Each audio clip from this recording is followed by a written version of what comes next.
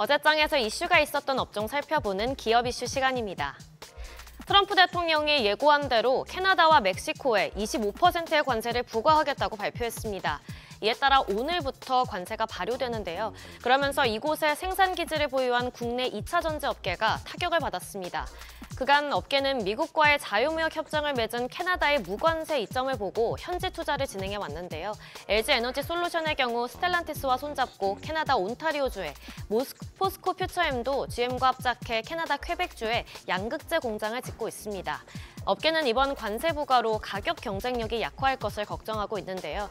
특히 캐나다 생산 기지는 주로 합작법인 형태여서 우회 수출 등을 결정하기도 쉽지 않은데 배터리 가격 상승으로 전기차 가격까지 오르면 가뜩이나 캐즘에 위축된 전기차 수요가 더욱 줄어들 거란 의견입니다.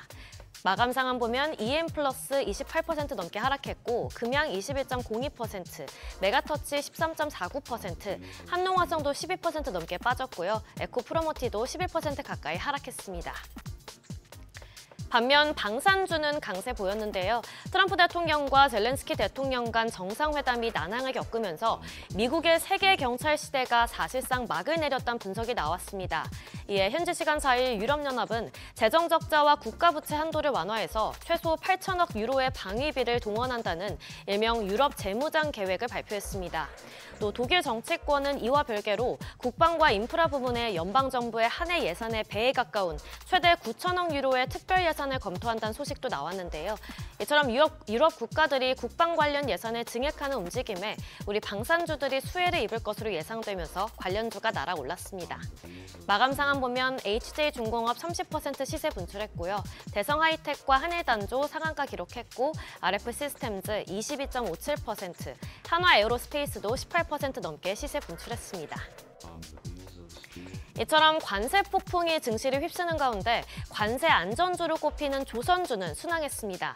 특히 미국 무역대표부가 중국 선사와 중국산 선박 관련 국제해상 운송 서비스에 수수료를 부과하는 방안을 추진하면서 국내 조선사는 해당 관세 정책으로 수혜를 볼 거란 기대감이 커지고 있습니다.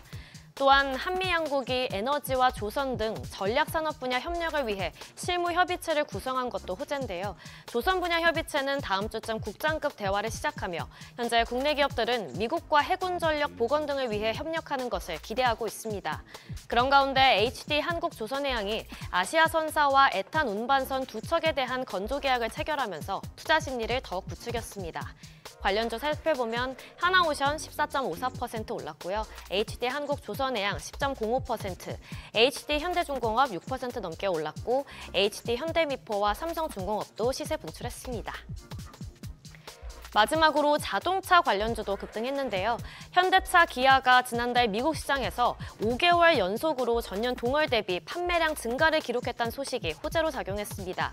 합사는 물론 각사별로도 역대 2월 판매량으론 최다인데 그간 있었던 트럼프 대통령의 자동차 관세 언급에도 선방한 모습이죠. 그런 가운데 유럽연합이 자동차 탄소 배출 규제를 완화한다고 발표했습니다. 업계에선 유럽 내 전기차 판매가 부진한 탓에 원안대로 한다면 올해 대부분의 제조사가 막대한 과징금 폭탄을 맞을 수 있다는 불만이 제기됐었는데요. 개정안이 통과된다면 자동차 기업들에겐 호재가 될 것으로 보입니다. 이에 더해 국내 기업 중 에코캡이 지난해 영업이익이 전년 대비 무려 259% 넘게 증가했다는 소식을 전하면서 관련주에 훈풍을 불어넣었습니다. 마감 상황 보면 에코캡 30% 시세 분출했고요. 한일단조도 상한가 기록했고 S&T 다이내믹스 11.4%, 사면 10.79%, 화승 RNA 8.49% 상승으로 마감했습니다. 지금까지 어제장 이슈 전해드렸습니다.